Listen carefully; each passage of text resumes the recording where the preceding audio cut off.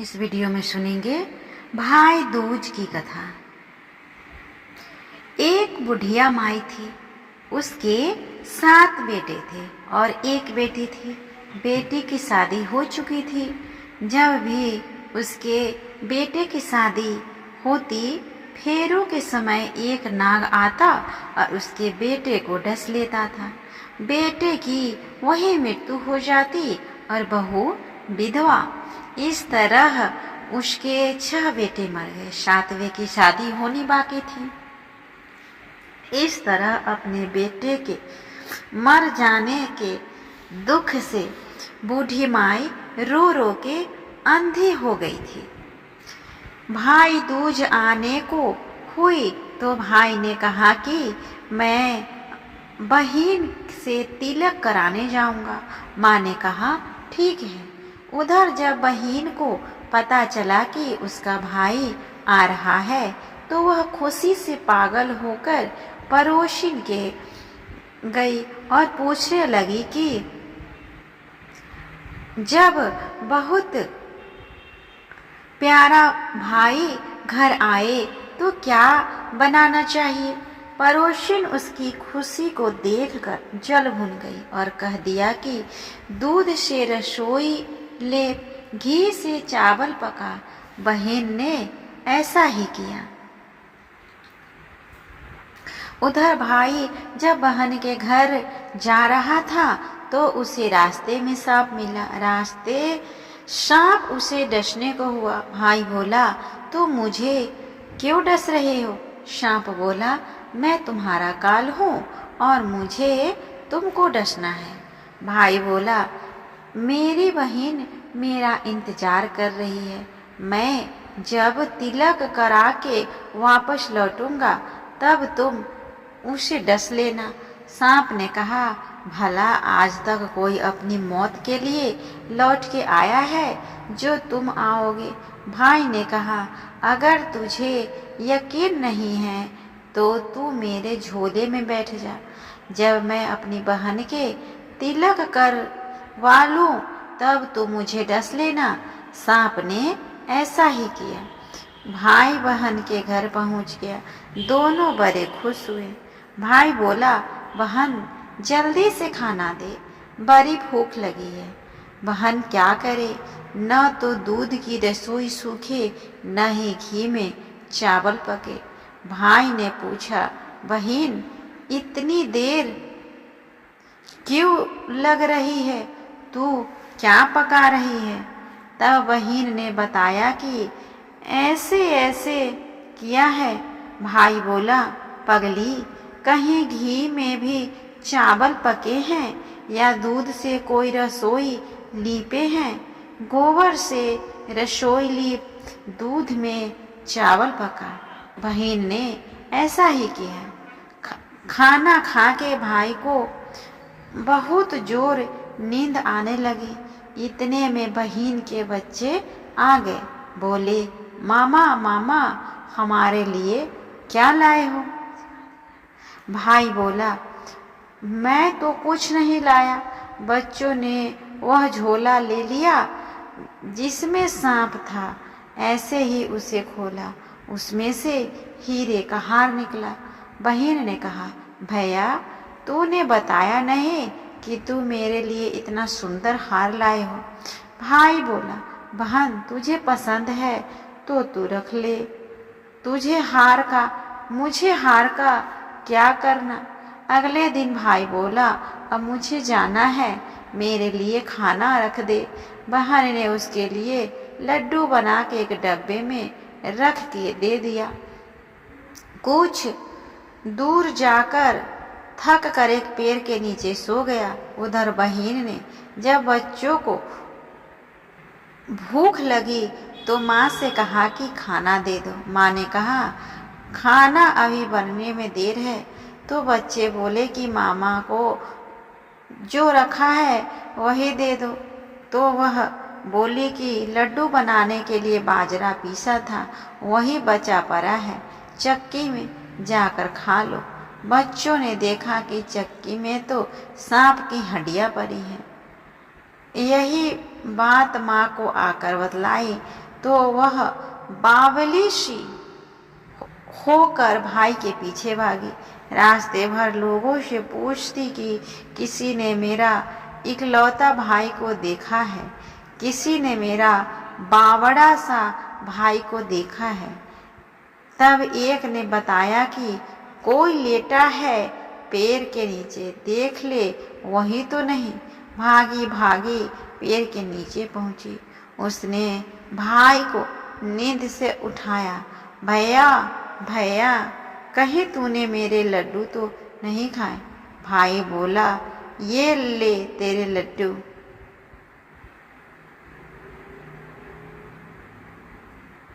नहीं खाए मैंने, ले दे के लड्डू ही तो दिए थे।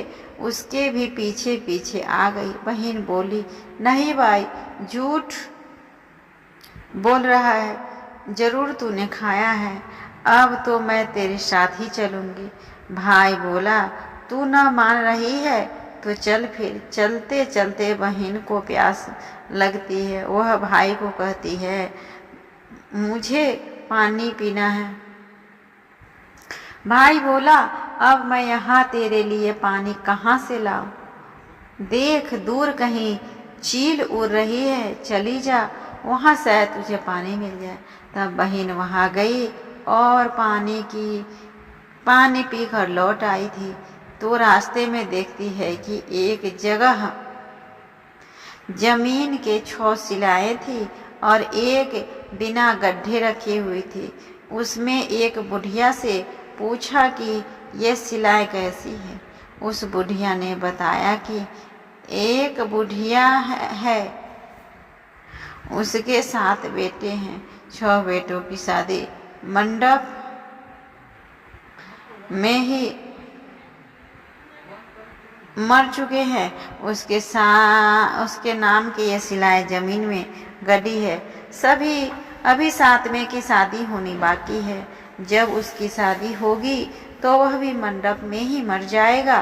तब यह 7वीं शिला भी जमीन में गिर जाएगी। यह सुनकर बहन समझ गई कि यह शिलाएं किसी और की नहीं बल्कि उसके भाइयों के नाम की है। उसने उस बुढ़िया से अपने 7वें भाई को बचाने का उपाय पूछा। बुढ़िया ने उसे बतला दिया कि वह अपने 7वें भाई को कैसे बचा सकती है। जब सब जानकर वह वहां से अपने भाई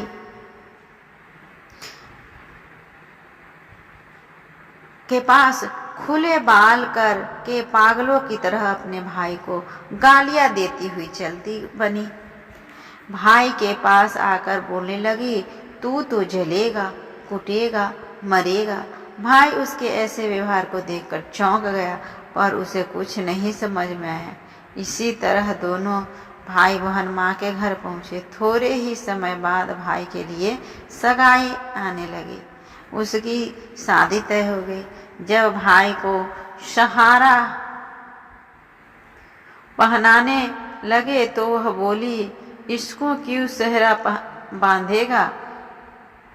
सहरा तो मैं पहनूंगी, ये तो जलेगा, मरेगा। सब लोगों ने परेशान होकर बहन को दे दिया। बहन ने देखा उसमें कलंगी की जगह सांप का बच्चा है। बहन ने उसे निकाल के फेंक दिया। जब भाई घोड़ी चढ़ने लगा तो बहन फिर बोली, ये घोड़ी पर क्यों चढ़ेगा? घोड़ी पर तो मैं बैठूंगी, ये तो जलेगा, मरेगा, इसकी लाश को चिल कौवे खाएंगे। सब लोग बहुत परेशान थे।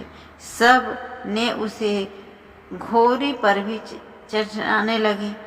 अब जब बारात चलने को हुई तब बहन ने, यूँ दरवाजे से निकलेगा, ये तो पीछे के रास्ते से जाएगा, दरवाजे से तो मैं निकलूंगी।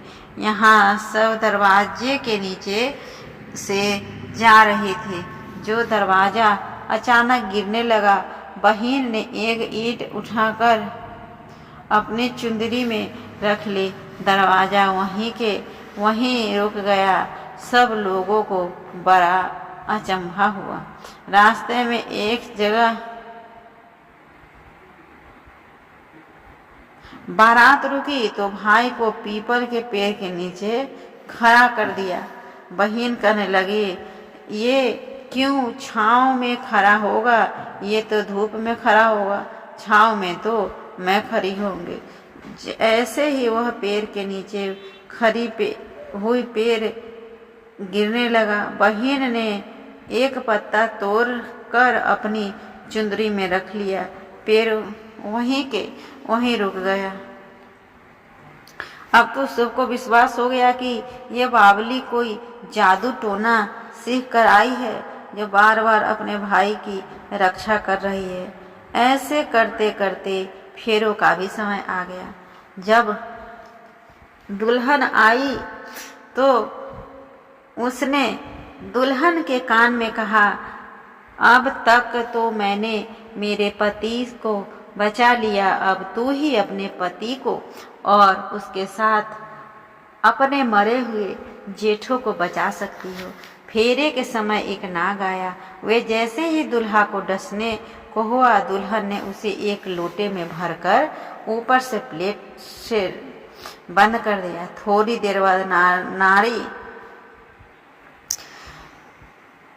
यानी कि नागिन लहर लहर करती आई। दुल्हन से बोली, तू मेरा पति छोड़। दुल्हन बोली, पहले तू मेरा पति छोड़। नागिन ने कहा, ठीक है, मैंने तेरा पति छोड़ा। दुल्हन, ऐसे नहीं, पहले 3 बार बोल। नागिन ने 3 बार बोला। फिर बोली कि अब मेरे पति को छोड़। दुल्हन बोली, एक मेरे पति से क्या होगा, हंसने बोलने के लिए जेठ भी तो होना चाहिए, एक जेठ भी छोड़। नागिन ने जेठ के भी प्राण दे दिए। फिर दुल्हन ने कहा, एक जेठ से लड़ाई हो गई तो एक और जेठ, वे विदेश चला गया तो तीसरा जेठ भी छोड़ा। इस तरह एक एक करके दुल्हन ने अपने 6 जेठ जीवित करा लिए। उधर रो रो के बुढ़िया का बुरा हाल है कि वह तो मेरा 7वां बेटा भी बाकी बेटों की तरह मर जाएगा। गांव वालों ने उसे बताया कि उसके 7 बेटे और बहुएं आ रही हैं।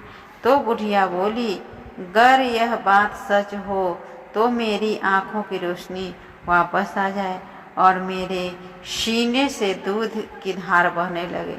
ऐसा ही हुआ। उसने सारे बहू बेटे को देखा कर वह बहुत स्पर्श हुई। बोली, यह सब मेरी बावली का किया कराया है। कहाँ है मेरी बावली बेटी? बहन को ढूंढने लगे।